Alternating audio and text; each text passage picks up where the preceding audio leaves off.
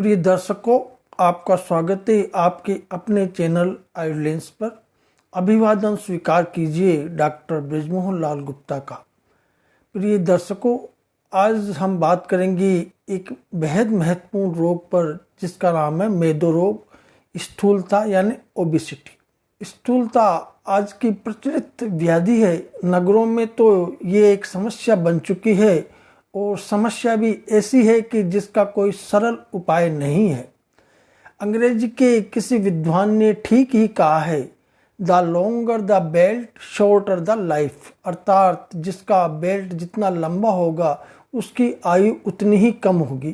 कहने का मतलब यह है कि अति स्थूल व्यक्ति की आयु कम होती है।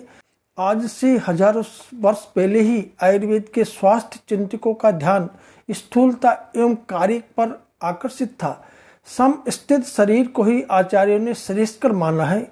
इस विषय में आचार्य चरक ने चरक संहिता के अष्टोनिंदित अध्याय में कहा है, जिस व्यक्ति के मांस का प्रमाण सम हो, अंगों में मांस आदि का संगठन सम हो, इंद्रियां दृढ़ हो, तो वे मनुष्य रोगों के बल से अधिक कष्ट नहीं पाते। जिन व्यक्तियों के शरीर में मांसपेशियों का संगठन उचित रूप से हुआ रहता है, वे व्यक्ति भूख प्यास के वेगों को तथा धूप को सहन करने वाले होते हैं। वे शीत व्यायाम को सहन करने वाले होते हैं। उनकी जाठराग्नि सम रहती है। नियमित प्रकृति और सात्विक के अनुसार जो भी भोजन करते हैं उसका पाचन समय पर उचित रूप से होता है। आचार्य चरक ने अष्टोनिंदित अध्याय में स्थूल और कृश दोनों प्रकार के व्यक्तियों की निंदा की है, परंतु सापेक्ष दृष्टि से कृशता को स्थूलता से उत्तम बताते हुए कहा है, अर्थात अति स्थूल यानी ज्यादा मोटा और अति कृश यानी ज्यादा पतला पुरुष सदा ही रोग से पीड़ित रहते हैं। इनकी चिकित्सा क्रम से कृषण और व्रंगण के द्वारा करनी चाहिए। अति स्थूलता और अति कृशता में कृशता अच्छी होती है, क्योंकि दोनों के पास चिकित्सा के समान साधन रहने पर भी यदि दोनों को समान व्याधि से आक्रांत हो जाए तो वह व्याधि कृश की अपेक्षा स्थूल को अधिक कष्ट देने वाली होती है। दर्शकों, उपयुक्त चर्चा से यह सिद्ध होता है कि अति स्थूल और अति कृश दोनों शरीर वाले व्यक्ति निंदनीय हैं, परंतु इन दोनों की मध्य अवस्था अर्थात न अति स्थूल न अति कृश शरीर वाले व्यक्ति ही श्रेष्ठ है। संहिता काल में स्थूल की समस्या उतनी व्यापक प्रतीत नहीं होती है, क्योंकि आचार्यों ने एक लक्षण रूप में ही इसका वर्णन किया है। संभवतः उस काल में स्वस्थ व्रत के नियमों का पालन तत्परता से करके लोग इस कष्टप्रद अवस्था का निराकरण कर लेते होंगे। आचार्य माधव ने इसका रोग रूप में संकलन कर अपनी मौलिकता का परिचय दिया है। संभवतः इनके समय में ये अवस्था आहार विहार प्रमाद के कारण व्यापक रूप में एक गंभीर चुनौती के रूप में उपस्थित हो चुकी थी। दर्शकों, वर्तमान काल में कृशता की अपेक्षा स्थूलता एक समस्या बन गई है। स्थूलता के कारण रक्तचाप की अधिकता, प्रमेह, हृदय रोग, स्वास्थ्य, संधिवात, आमवात तथा नपुंसकता आदि व्याधियों की वृद्धि तो हुई है, परंतु इसके साथ ही कितने नवयुवक नवयुवतियों को स्थूलता होने से उनका शरीर बेडोल बन जाता है। इसके परिणाम स्वरूप उनकी शादी भी होना मुश्किल हो गया है। अगर किसी कारणवश उनकी शादी हो भी गई तो उनका वैवाहिक जीवन शांतिपूर्ण जीना तो मुश्किल हो ही गया है। इस समस्या के निवारण हेतु ये वीडियो बनाने की आवश्यकता पड़ी। इस वीडियो को देखकर आप अपने आहार में परिवर्तन लाएंगे तो आपका मोटापा अवश्य ही कम होगा और आप अपना जीवन सुखमय बनाएंगे। यही हमारी अभिलाषा है। आइए अब आगे मेद वृद्धि के कारण, लक्षण और चिकित्सा आदि पर विचार विमर्श करें। मेदो रोग का पहला कारण है जिसके माता पिता मोटे हैं, उनके बच्चे भी प्राय मेदस्वी होंगे। इसका उल्लेख आचार्य चरक ने इस प्रकार किया है। बीज स्वभावतः है, स्वाभाविक रूप से स्थूल माता पिता के बीज से जन्मा बच्चा स्थूल होगा। प्रत्यक्ष में देखने में को मिलता है कि पुरुषों की अपेक्षा स्त्रियां अधिक मेदस्वी होती है।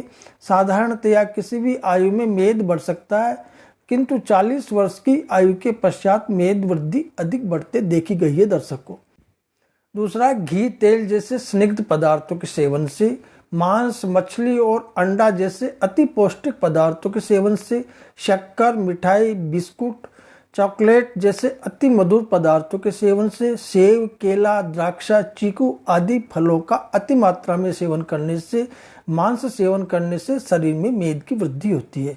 तीसरा है बार बार भोजन करने से तथा अति मात्रा में भोजन करने से मेद की वृद्धि होती है। चौथा है व्यायाम न करने से, दिन में सोने से तथा खाने के बाद तुरंत सोने से भी मेद की वृद्धि होती है।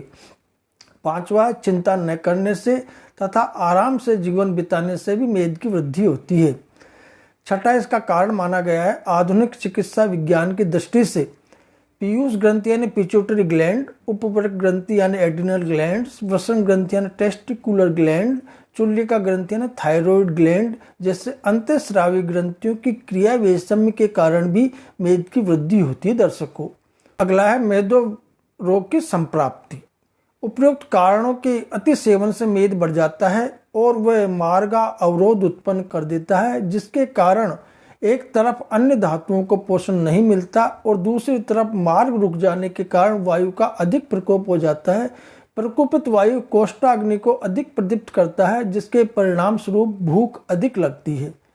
आहार के पाचन के बाद जो अन्य धातुओं का आहार बनता है उसमें से अधिकांश मेद धातु ही बन जाती है, जिससे अन्य धातुओं को पोषण नहीं मिलता। इस प्रकार पुनर्वात प्रकोप पूर्वक ये चक्र चलता रहता है और शरीर में मेद की वृद्धि होती रहती है। इसे मेदोरोग, स्थूल मोटापा, मेदस्विता कहते हैं। आधुनिक चिकित्सा विज्ञान में मेदोरोग को ओबेसिटी कहते हैं। दर्शकों, अब मोटापे के लक्षण। पूरे शरीर में चिकनाई का बढ़ जाना। दूसरा, चर्बी विशेष रूप से नितंबों, पेट और स्तन क्षेत्रों में जमा होती है।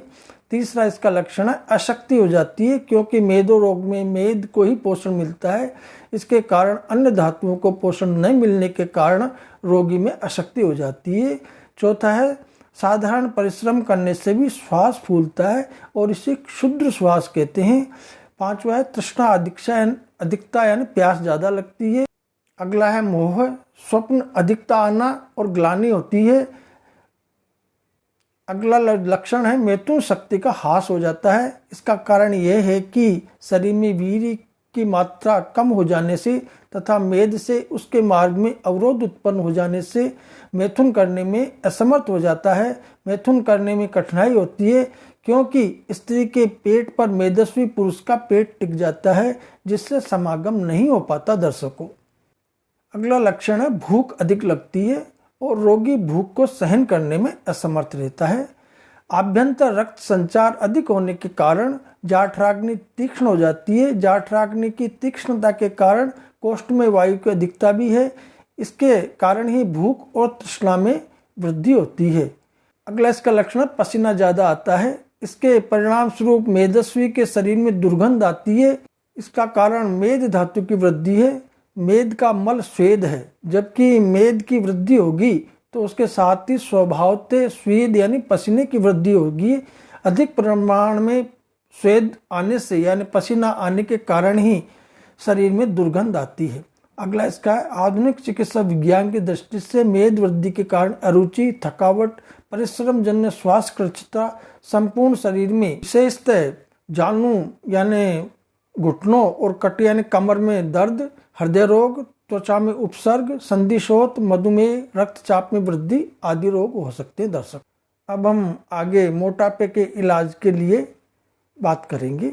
मोटापे के इलाज के बारे में बताते हुए आचार्य चरक ने कहा है, अत्यंत मोटे व्यक्तियों को कृश बनाने के लिए आहार गुरु यानी भारी देना चाहिए और उसे अपतर्पण कराना चाहिए। वायु, श्लेष्मा और वसा को नष्ट करने वाले तीक्ष्ण, रुक्ष और गर्म भोजन का प्रयोग करना चाहिए।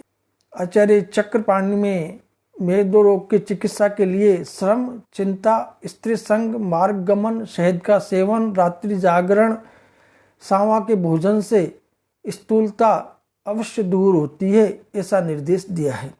स्थूल निवारण हेतु निद्रा धीरे धीरे कम करनी चाहिए तथा मैथुन, व्यायाम और चिंता को क्रम से बढ़ाना चाहिए। प्रातःकाल उठकर सर्वप्रथम शहद का शरबत पीना चाहिए।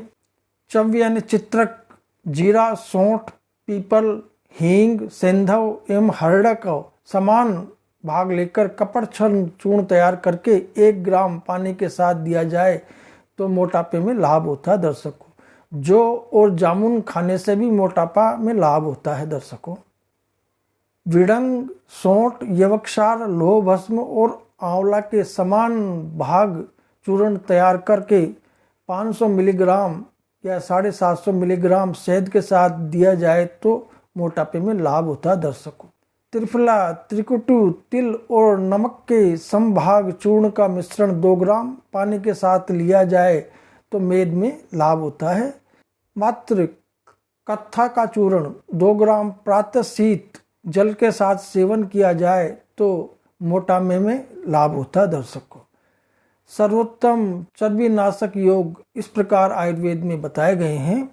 इनमें विडंगादि लौह रसायन, चित्रक मूल चूर्ण, पंचतिक्त घृत, आरोग्यवर्धनी वटी, शिला चंद्रोदय वटी, चंद्र प्रभावटी, अमृतादि गुग्गुल, पंचतिक्त गुग्गुल, दशांग गुग्गुल, त्रिफला गुग्गुल, नवका गुग्गुल, भृंग राजासव, लोहारिष्ट, पुनर्नवारिष्ट और विडंगारिष्ट। प्रिय दर्शकों, उक्त औषधियों की जानकारी केवल शैक्षणिक जागरूकता उद्देश्यों के लिए है। इसका उद्देश्य किसी स्वास्थ्य पेशेवर द्वारा चिकित्सा उपचार का विकल्प बनना नहीं है। अगर आप मोटापा दूर करने के लिए उक्त औषधियों का सेवन करना चाहते हैं तो आयुर्वेदिक चिकित्सक की सलाह के अनुसार ही इनका सेवन करें दर्शकों। अंत में मेद वृद्धि को दूर करने के लिए अगर रोगी मात्र औषधि पर ही आधार रखता है तो उसे विशेष लाभ नहीं होता और वह चिकित्सा और आयुर्वेद दोनों को बदनाम करता है। इसलिए मेदो रोग के रोगी को सख्त पथ्य अपथ्य का पालन करना चाहिए और औषध उपचार भी करना चाहिए।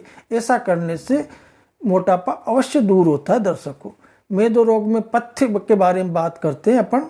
मेदो रोग में पथ्य इस प्रकार बताए गए हैं दर्शकों।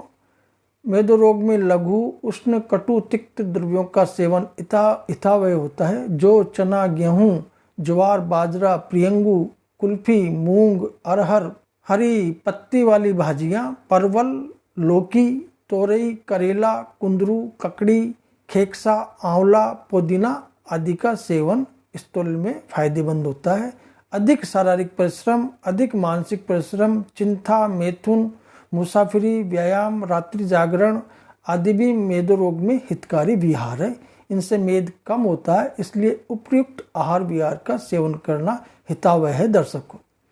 अब हम बात करते हैं मेदो रोग में अपथ्य यानी क्या प्रयोग नहीं करना चाहिए। मेदो रोग में गुरु, मधुर, शीत, स्निग्ध द्रव्यों का सेवन वर्जनीय है। मिठाई, तेल, घी, मक्खन, दूध, पुलाव, खीर, हलवा, आलू, cake, pastry, pudding, shrikhand, ice cream, paneer, jam, पिष्टमय पदार्थ, मांस, मछली, अंडा, नमक, चावल, साबूदाना, मक्का आदि का अति मात्रा में उपयोग करने से मेद की वृद्धि यानी मोटापा बढ़ता है। दिन में सोने से, मेद रोग में व्यायाम न करने से, परिश्रम न करने से, चिंता न करने से, मौज मस्ती से अपना जीवन बिताने वालों के शरीर में मेद की वृद्धि होती है। अतः उपरोक्त अपथ्य का सेवन मेदो रोग के रोगी को नहीं करना चाहिए दर्शकों। प्रिय दर्शकों, आज के वीडियो के लिए बस इतना ही। अगर ये जानकारी आपके लिए उपयोगी साबित हुई हो तो इस वीडियो को लाइक करें, अपने दोस्तों और परिवार के साथ शेयर करें और चैनल को सब्सक्राइब करना न भूलें। कि आप मोटापे को दूर करने के लिए अपने डाइट में क्या शामिल करते हैं तो किस रूप में हमें कमेंट्स में ज़रूर बताएं। आपके लिए ऐसी ही और उपयोगी जानकारी लाने के लिए जुड़े रहिए। मिलते हैं अगले वीडियो में, तब तक के लिए धन्यवाद, नमस्कार।